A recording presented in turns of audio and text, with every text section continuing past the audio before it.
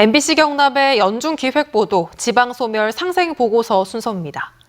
우리나라 경력단절 여성 10명 가운데 4명은 육아 때문에 일을 그만두고 있습니다. 육아휴직 제도가 있긴 하지만 제대로 활용하지 못하는 경우가 많다는 증거일 텐데요.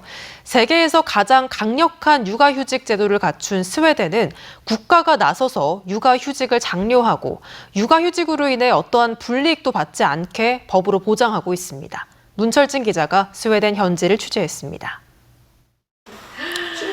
첫째 육아휴직 기간 중에 둘째가 태어나 두 번째 육아휴직을 쓰고 있는 리니아 씨. 3개월 만에 다시 육아휴직을 하는 것이 내심 걱정스러웠지만 회사는 이미 예상했던 일이라며 오히려 다독여줬습니다. I was a bit nervous to tell my manager about it, but her reaction was super positive, both among men and female managers. 회사에 복귀한 지 6개월 만에 다시 육아휴직을 써야 했던 한나 씨도 회사의 적극적인 지지를 받았습니다.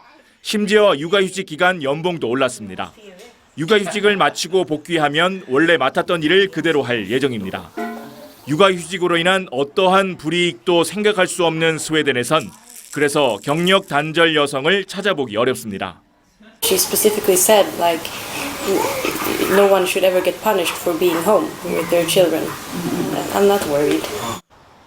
오랜 세월 꾸준히 노력한 끝에 스웨덴에서 육아휴직은 문화로 자리 잡았습니다. 가정과 육아를 중요시하고 아빠와 엄마가 평등하게 육아를 하는 것을 당연하게 생각합니다. 회사도 육아휴직을 비용이 아닌 미래를 위한 투자라고 생각합니다. 그리고 더 좋은 인재를 영입할 기회로 활용합니다.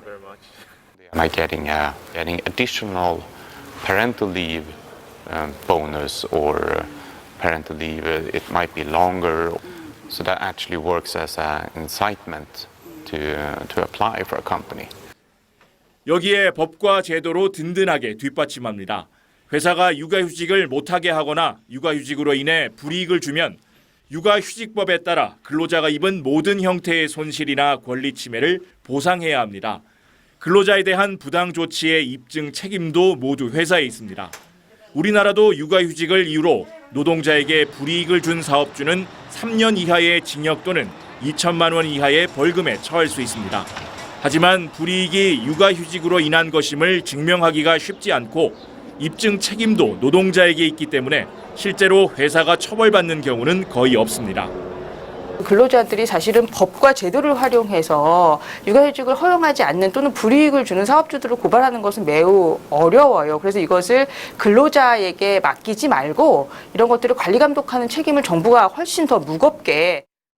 지난해 상반기 우리나라의 경력 단절 여성은 145만 명이었습니다.